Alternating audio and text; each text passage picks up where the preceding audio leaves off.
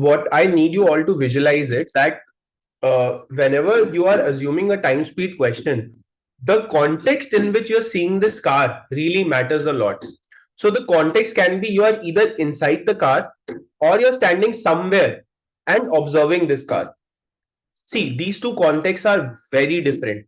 I mean, if you're sitting in the car, that's a very different point of view as compared to, let's say, a third person standing outside. Now, what do I mean by that?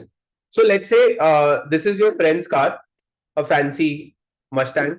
So, if you both are going in the same direction, if you're sitting inside, you are apparently seeing the speed of this car to be almost zero.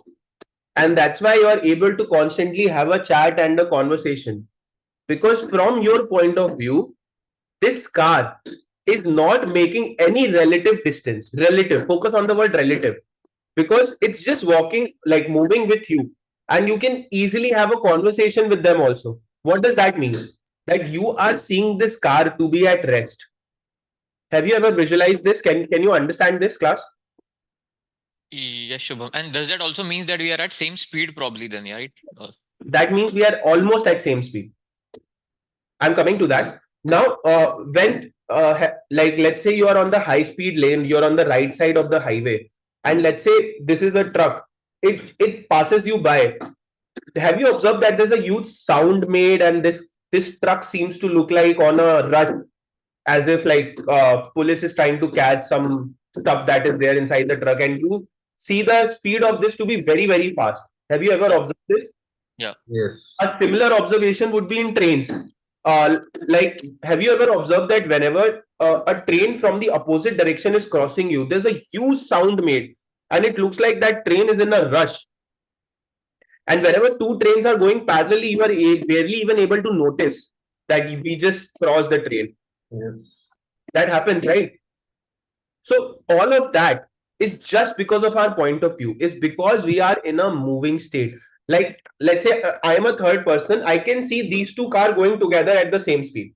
And whenever they are in opposite directions, I'm not seeing very fast speeds. I'm able to see the realistic speed. Okay, this is how they are going. But when you're in this car looks like this because our mind is able to focus on one moving object at a time. Like if we are not observing anything, we can observe the environment going behind us when we are sitting in this car. So somehow we are able to get a sense of speed of our car. But when we are totally focusing on the car which is with us, then we are seeing the relative speed of the other car, not the actual speed of the other car. So this is very useful in solving questions when there are more than one objects involved in a time speed distance question.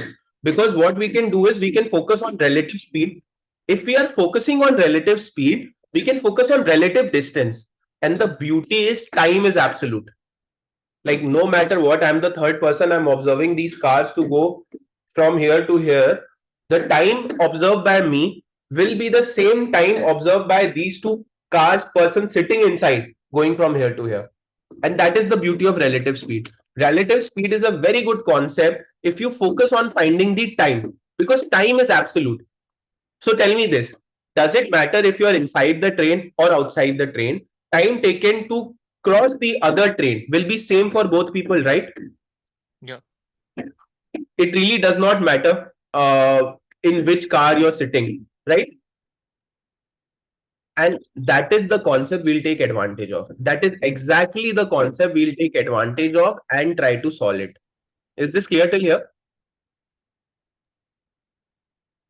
Does anyone have any doubt regarding observations? Because I'm coming to formulas. I'll tell what happens, and I think I need to